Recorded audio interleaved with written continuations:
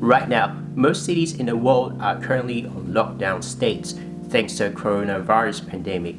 If you're an employee, have you ever thought that you could be losing your job at a rough time like this? Hello everyone, if it's the first time you come across to my video, my name is Keith So, and my mission is to help the struggling and underperforming 9-to-5ers to thrive in their life and career. If you find my videos helpful, please consider liking it, subscribe, and click the notification bell. During the lockdown, many business revenue goes plummet, and they have two options. One is to generate another source of income and find another opportunity.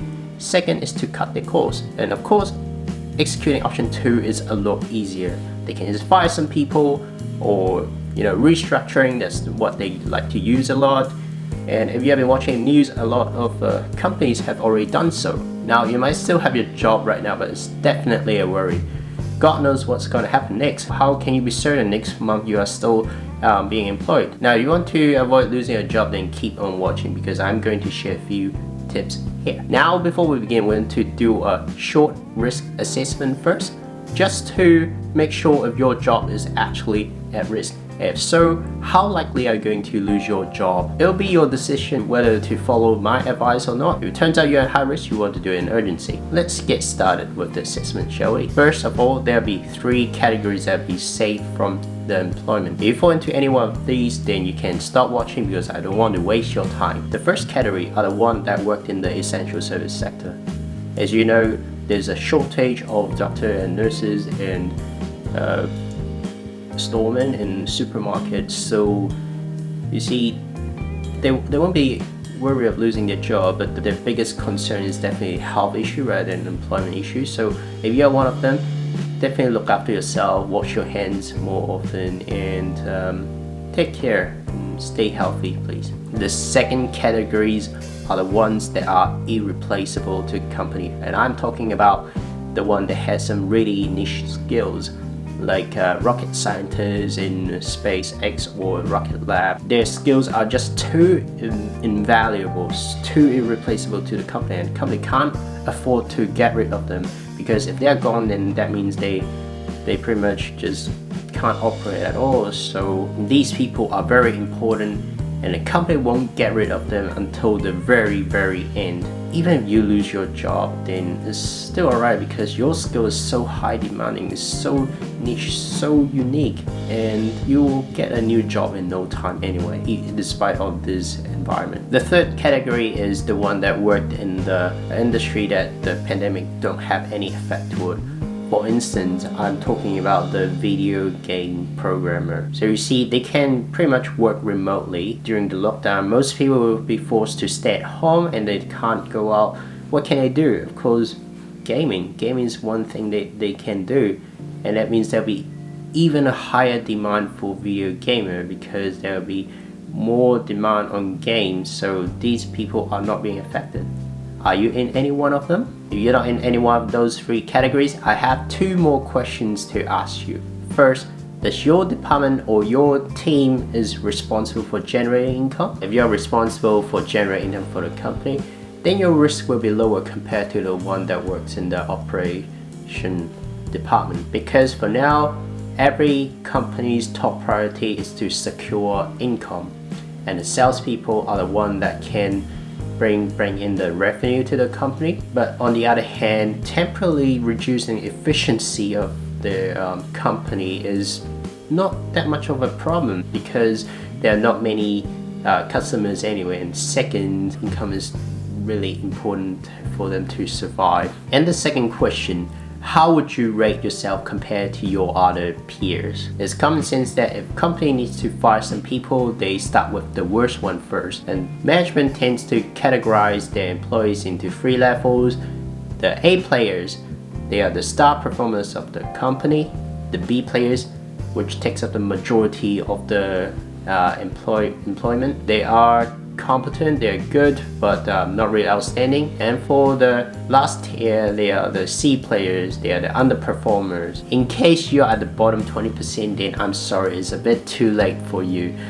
because it takes time to build your reputation and you have yourself to blame for slacking off and underperforming. But hey, keep watching because any actions is better than none. And of course, subscribe to my channel because I'm going to create more videos on how to improve your productivity in the future. Now, you're still watching, I presume you are one of the B players. You're pretty good, you're competent, but you are not outstanding. So what can you do? Now, I'm going to tell you the answers right away. Your strategy now is to bring up your game to become an A player as perceived by the management. Now, let me tell you one thing here. The difference between an A player and a B player are not actually that big.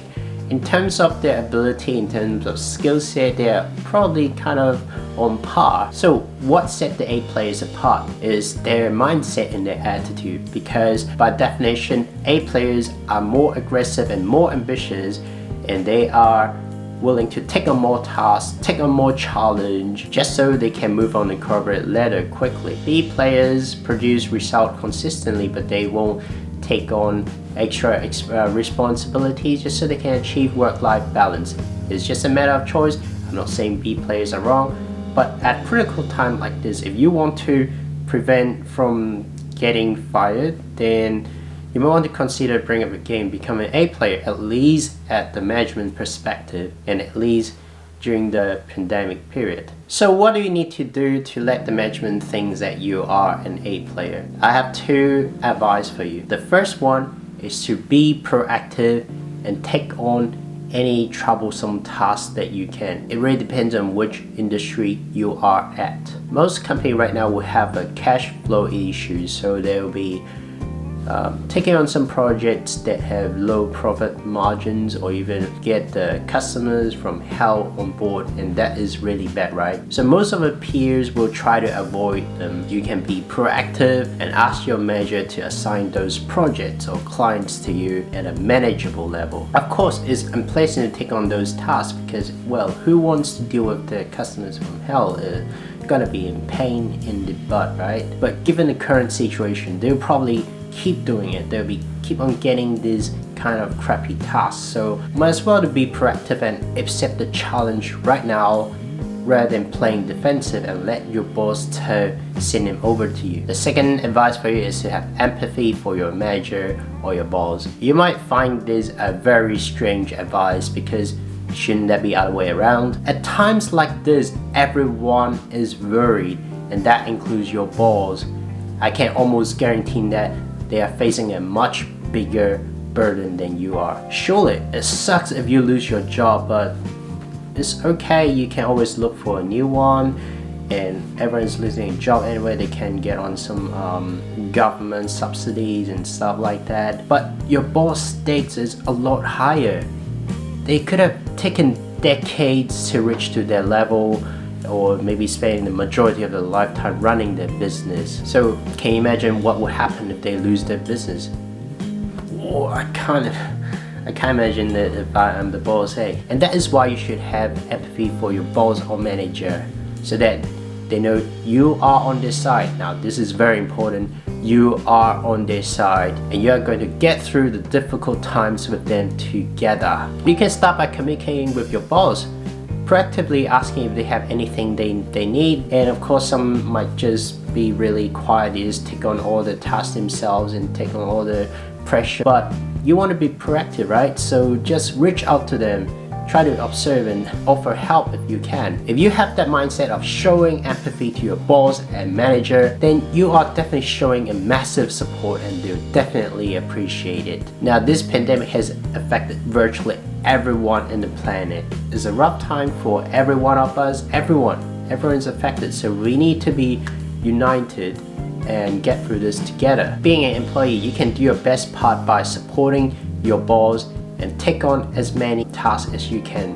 If you have established an image that you are going to be there with the company, then you should be really safe from your job, and when this thing's all over, you have a pretty good chance of getting a promotion or getting rewarded because you have been so supportive. You want to play the long game here. And of course, we need to prepare for the worst. What if we still get laid off? What if we still get fired even we have done our part? In the next video, I'm going to talk about this and I'll give you a game plan for this unfortunate event. Definitely subscribe me and click the notification bell so that you won't miss out. Thank you for watching and see you in the next video.